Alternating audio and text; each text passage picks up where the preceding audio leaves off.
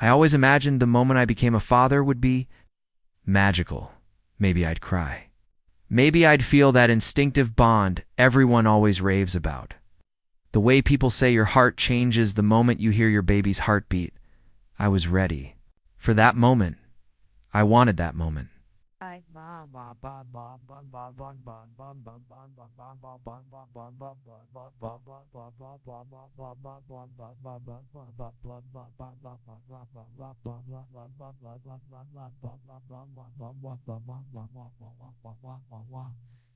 So it's loss for a was on the walk. For what is the walk? For what is the walk? For the walk. For that walk. For that walk. I wanted that moment. I wanted the walk. But when the walk, I wanted to walk back. Walk back. Walk, walk, walk, walk, walk. And walk, walk, walk, walk, walk, walk, walk, walk, walk, walk, walk, walk,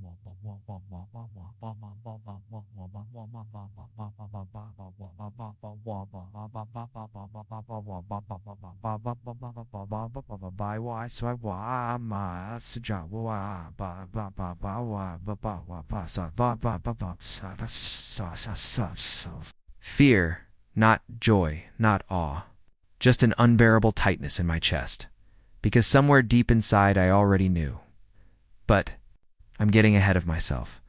Let me tell you how we got here. Her name is Serena. My wife, my best friend, at least she used to be. We met at a mutual friend's gallery opening 6 years ago.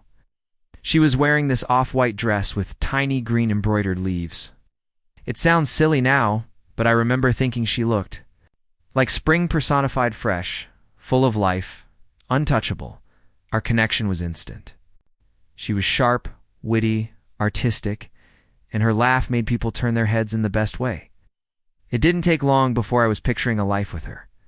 We were married within 2 years. I was 32, she was 30. Everything felt aligned. Came next a small colonial with a red door, and then the plans for a family.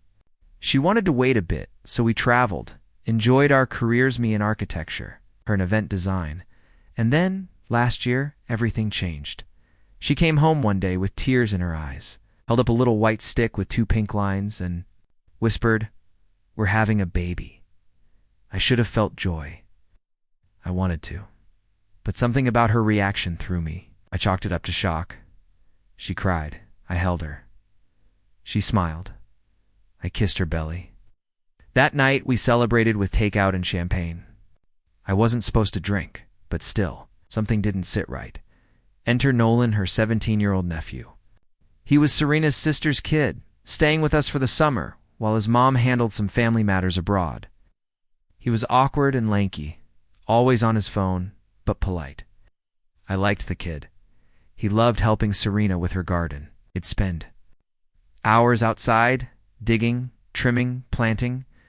I thought it was sweet, watching them bond. But then one day, about 2 months into Serena's pregnancy, Nolan came to me looking pale, sweating, shaking. He asked to talk alone. I figured he was in trouble.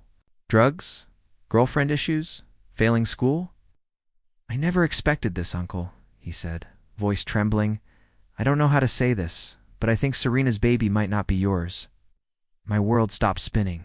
"What?" I asked, trying not to explode. He swallowed hard. "I saw her kissing someone in the backyard a few months ago.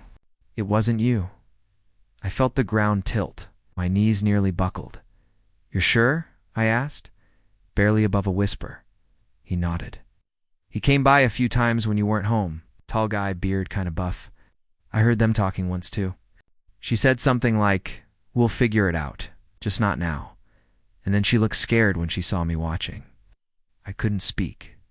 My tongue felt glued to the roof of my mouth. Nolan looked like he wanted to vanish. "I thought I should tell you," he muttered.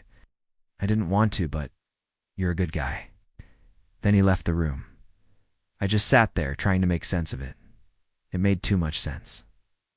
The change in Serena, the strange mood swings that weren't hormonal, it's the way she avoided certain questions about timelines, the way she didn't want to tell anyone about the baby until after 12 weeks of in her own mother, and suddenly, her tears when she told me. She was pregnant, didn't seem like happy tears at all. That night, I didn't sleep.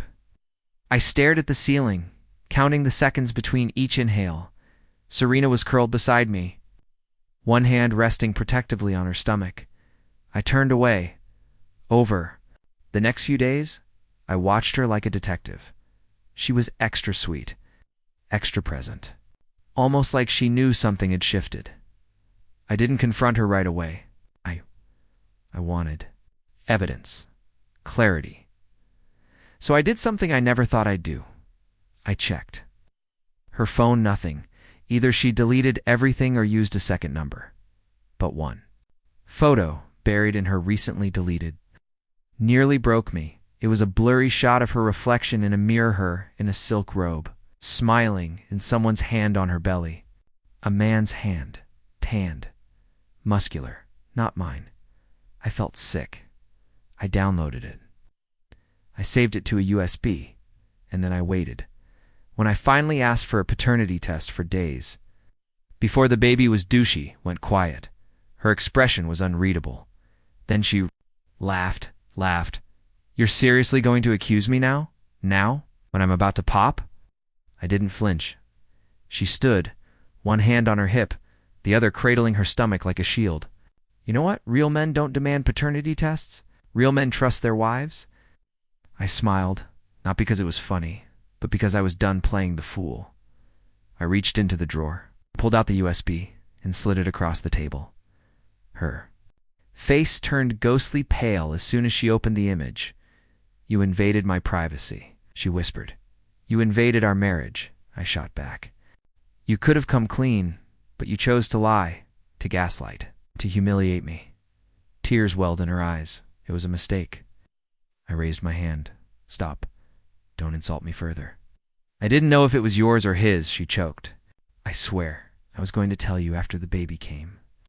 But then you were so excited and I couldn't.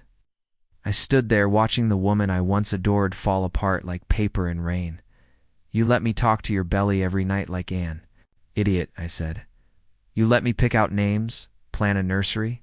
You let me fall in love with a child that might not be mine. Her voice cracked. But what if it is yours? I stared at her. Then we'll know. And if not, you'll never see me again. The test was done secretly. When the baby was born, a beautiful girl with dimples and dark curls, I felt nothing but grief. I held her once, just once, and cried harder than I ever had in my life. The results came back 5 days later, 99.99%. Not a match. It wasn't mine. She wasn't mine. I packed my bags that night. She begged. She screamed. She cried. Said we could fix it. Said she'd go to therapy. Do anything but some damage is permanent. Some crack split straight through the soul. I walked out. Shut the red door behind me and never looked back. It's been 11 months now. I've got my own apartment.